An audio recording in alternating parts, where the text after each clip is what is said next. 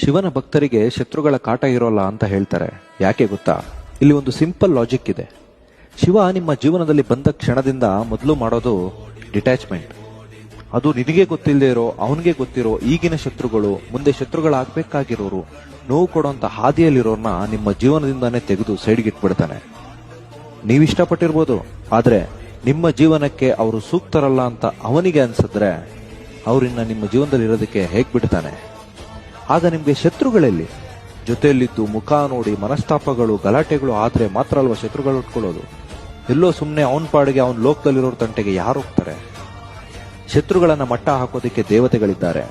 ಶತ್ರುವೇ ಹುಟ್ಕೊಳ್ದೆ ಮಾಡೋದಕ್ಕೆ ನನ್ನ ಮಹಾದೇವ ಇದ್ದಾನೆ. 10 ಜನರನ್ನ ಹಿಂದೆ ಹಾಕೊಂಡು ಓಡಾಡೋರೇ ಹೀರೋ ಅಂತ ಕರೀತಾರೆ. ಅಂತ ಕೋಟ್ಯಂತರ ಜೀವಗಳನ್ನ ಸೃಷ್ಟಿ ಮಾಡಿರೋನ್ನ ಬೆನ್ನ ಹಿಂದೆ ಇಟ್ಕೊಂಡಿರೋರ್ನ ಶಿವಭಕ್ತರು ಅಂತಾರೆ. ಬಂದಿದ್ದೀವಿ, ಚೆನ್ನಾಗಿ ನೆಮ್ಮದಿಯಿಂದ ಇದ್ದು ಶಿವನಾಮ ಸ್ಮರಣೆ ಮಾಡಿಕೊಂಡು ಈ ಜಗತ್ತಿಗೆ ಟಾಟಾ ಹೇಳಿ ಸಂತೋಷವಾಗಿ ಹೊರಟು ಬಿಡೋಣ.